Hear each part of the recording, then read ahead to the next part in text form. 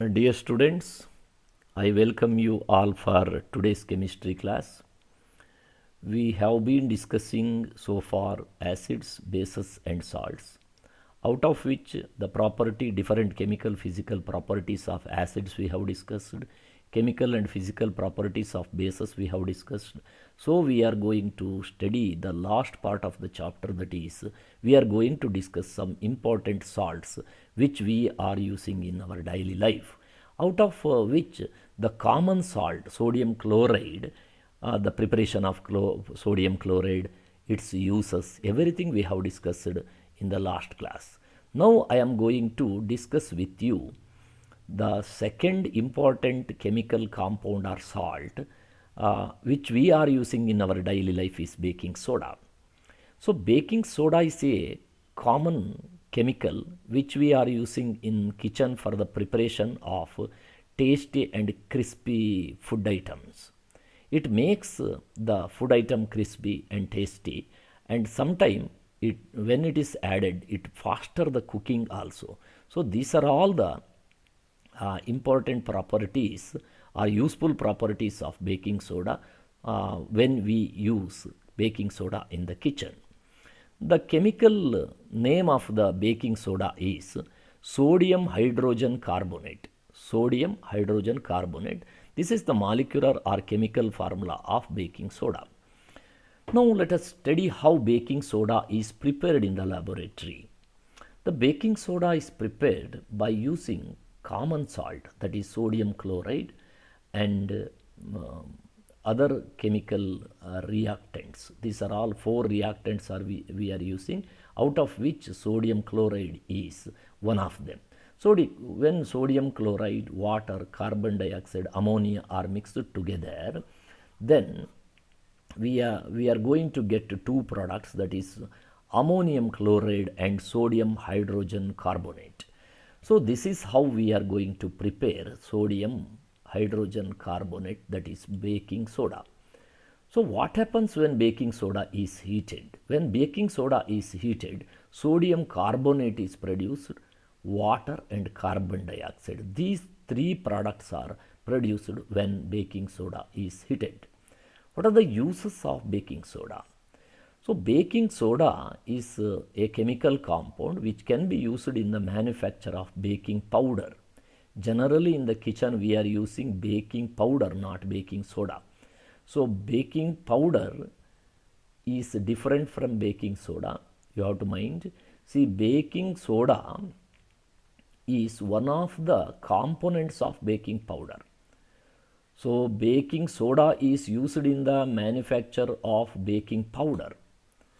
Then this baking soda or sodium hydrogen carbonate is used as an antacid which neutralizes the excess of acid that is produced in the stomach during acidity. And by using this antacid, sodium hydrogen carbonate, you will get relief from acidity. So that is another use. So sodium hydrogen carbonate can be used as a medicine. Then baking soda is also used in soda acid fire extinguisher. Soda acid fire extinguisher is the common type of fire extinguisher which we are using in office and in bank and in public places. This is very simple form of fire extinguisher. Here in this fire extinguisher there will be two compartment. In the upper chamber an acid like hydrochloric acid is stored. In the lower chamber sodium hydrogen carbonate is stored. During the use, when there is a fire accident, in such cases we have to use fire extinguisher. So to use fire extinguisher, there is a knob in the upper part of the fire extinguisher that has to be hammered.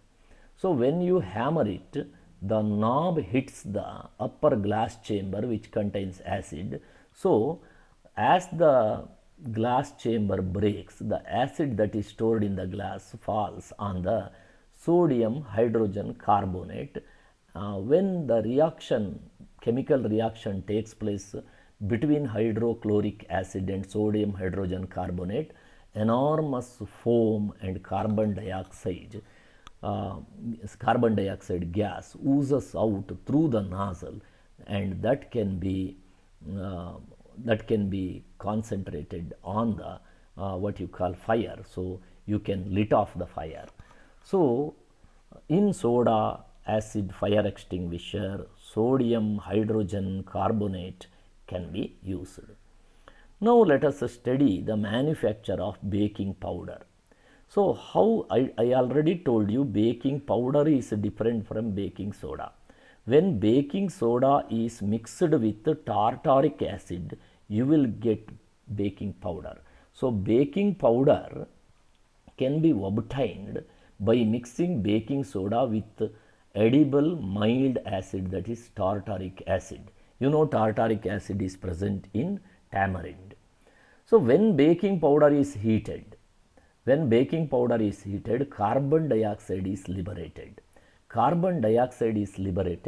So when baking powder is used in the bakery products like preparation of bread and cake, the carbon dioxide so produced will make the food products soft and spongy.